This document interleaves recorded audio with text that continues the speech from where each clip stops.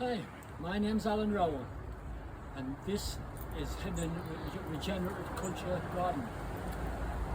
This design here, we did an artistic design, and it's based on Louis McNamara's design web. At the time, I was reading a book by Louis McNamara, in which the design web was in.